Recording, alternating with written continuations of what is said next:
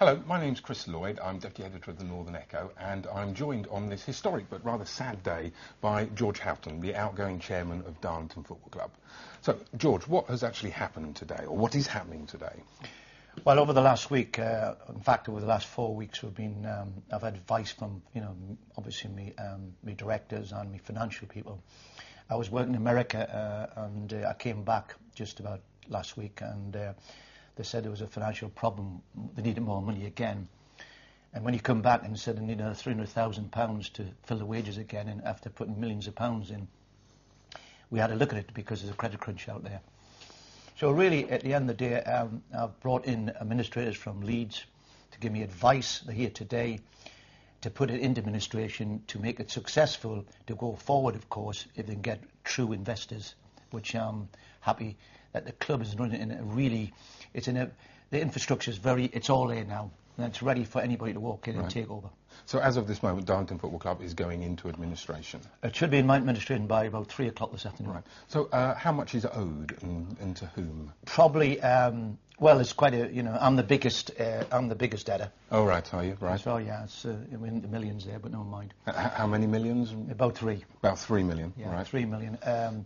There's people, there's about probably £1 million outstanding in, to other people. Other people, but that's not largely small people, which is very important to express that.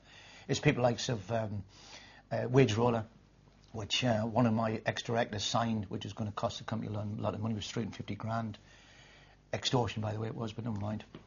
And then there's Balfour, which again, they owed money to the company. They went into liquidation. So what sort of a company are they? Well, they are the internet people. Oh, yeah. You'll see that was running the stadium. So again, I give them £250,000. They're supposed to give revenues for every year. That's never happened. So I can go on about a week here and tell you about various things. Yeah. So how many millions do you think you've poured in to the club? Several. Right. So you've been here now 2.5, nearly 3 years. Yeah, 2.5 years. You arrived with, you said, Premiership ambitions, almost banging on the door. Well, mostly Championship ambitions, because it is a Championship club. Yeah. So where has it gone wrong? Dead. It's dead easy. With the meltdown in football, you have only 2,500 fans come through the doors. It's like having it's like having a hotel, a 1,000-bed hotel, and only having 100 people coming every day. So what happens there? Eventually, it's going to go down. Yeah. Attendances haven't lived up to expectations. I'm surprised because over the last year I've been pushing everything, and the PR companies, everything in the stadium. I've brought people in, consultants, to get more seats filled. But it's like having when I was there last night. It's like having a big drum and a small pea on top of it. There isn't people there. And let's be fair. There's some fantastic fans there. There's hardened fans of 2,000, but at the present moment, they haven't got the money. And now I can't give any more away. I'll give kids under 10-year-old free. We're not getting the people through the doors, and that's a disaster situation. So, as well as revenue from football matches, the other idea of football clubs is to use their facilities, expand those facilities. I mean, you put on the Elton John concert. Which worked. Yes, which worked, well, it was a complete sellout, wasn't it? It was absolutely fantastic, and that was the way forward, and it was a 5-year plan, which I've never changed, really. But the problem there in the 5-year plan, it was crucial that the Darlington Council got this planning sorted out. So, because you've got an application, well, you were given planning permission last April for, I think it's a £12 million development, a 100-bedroom hotel, a cafe. Nurseries, coffee, everything. And the most important thing was the Academy of Sport, which is on the left-hand side, because that would have brought revenue through into the club. And it needed that because it has nothing else. But unfortunately, this clawback situation has taken so long, it's just, inevitable that the whole planning process is taken far too long. I wanted a year ago, and I'm very proactive. I work 24 hours a day, so I've got to get people there. And unfortunately, when we work with the councils and various things, they don't work like that. Right. And so, and once you got planning permission, we ended up in this credit crunch. So I guess you have been trying to raise money to help with. Well, it's all down to timing, and timing was fantastic last year if I got the okay, but now it's not. People don't want to invest. Hotels don't invest. Nobody wants to invest at the moment because the banks don't give any money.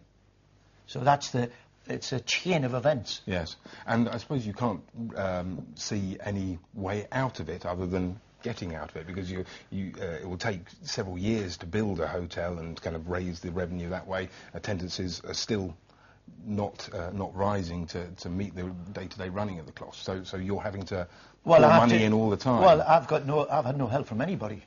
I mean, to be quite fair, I've had nobody who's said not even the rate people. I don't get any discount on anything. So every day that club opens, it loses £60,000 a week. £60,000 a week. And I've been putting 60,000. I came from business in January and said, "Have you got another 300 grand, George? Not 30 grand or not 6 grand, 300,000." Right. And remember, there's a credit crunch out there, so you just don't affect the other businesses, you know. Can I borrow a tenner afterwards? Yeah, probably you can. But then there's a big black hole here. How much do you put in? If you don't sort that out, it keeps going in, and I don't want to land the black hole as well, of course. Yes. We spoke very briefly earlier, and you came up with a lovely analogy about being in the middle of the ocean and rowing and not actually getting where, but putting in all that effort, time after time. Well, I was. It's like I'm rowing in the middle of the ocean saying, can I see some land somewhere to eventually get there? But unfortunately, it wasn't there. And and I think it's a shame, because Darlington Football Club, I've got it really right there now. The management's right. It's taken a long time, but it's right there now to go ahead. But it needs more investors. If you could, let's say, I would quite happily put £200,000, £300,000 a year in and get 5 other people in there. That's £1 million a quarter. It would take the losses, then carry the club forward. But the problem we've got here now, it's like I've spoken to several other chairmans and in the league, and the problem we've got at the moment, they're all struggling. And there's going to be a really, you've got a problem, I call it, in the second and first division, because the chairman's their business has been successful, and they can't put the money in. Because it's only a guy that, it's not like the fat cats at the top. Right, the Premier League clubs. Yeah, well, sorry, that called them the fat cats, anyway, the Premier League. Yeah. It's also the Football League has really got to look into this, because if it don't, there'll be no leagues. Because quite honestly, we get 250 grand a year. They doesn't even pay for the rates or the water or looking after the groundsman. And that's the problem we've got. Yeah. There's no income. So are you going to walk away from the club? No. I'm supporting the administrators. I'm not walking away. An administration gives a chance for other people to look at it and say there's a bargain here. At the same time, I still own the stadium and I own everything around it. Right. And I'm quite happy to give... You actually own the stadium? Oh, yes, I own the stadium or anything else. I'm quite happy to... So it's the football club itself? It's a football operation itself. Yeah. It's very important to stress that. Yeah. And I'm quite happy to give a moratorium on the rent to anybody that wants to come along and do a deal with me. Right. And I'm willing also to work with 3 or 4 people to get it where it is. Because I still feel dollar reach there. Right. So you're actually fairly positive here. I mean, I always wondered whether a town like Darlington, 100,000 population, where the average attendance has traditionally been about 2,600, it's now got this 27,500 seater stadium, a wonderful palace of football, a theatre of dreams, but it is far too big for 2,600 an average attendance of 2,600. So do you think Darlington can sustain a football club? Well, it could if it got all the planning. Right. Because that was a key to operating this stadium. Like other stadiums are all done over the country. You have the revenue, not to come to me, it goes into the club. And that's very important. I've stressed that for 2 years. So it could definitely work if that was sorted out. So there is a footballing future for Darlington. Absolutely. But again, I've got to say, that it's the actual fans. There's none of fans in Darlington. It's like Hartlepool still have 5,000. If you had 5,000 or 6,000 fans come into Darlington, I think it could just probably break even. Right, which is kind of double. Yeah, double. Yeah, or maybe 6. Work it out. But at 2,000 to 2,500, we had less than 3,000 last night. Right. So it never worked on that. So how are you feeling personally, and how's your family feeling? Because I know your grandsons were quite deeply attached to the club. Unfortunately, I haven't told them yet. Oh. I haven't told them. I'll probably see this because little Max is absolutely just football. You break a canny rock and that's him. But unfortunately, Darlington will obviously, with my help, still be there.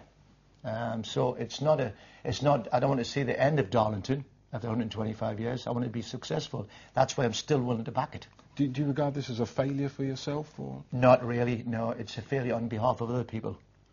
Because I've worked here for 2.5 years for nothing. I don't get paid. I put my own expenses in.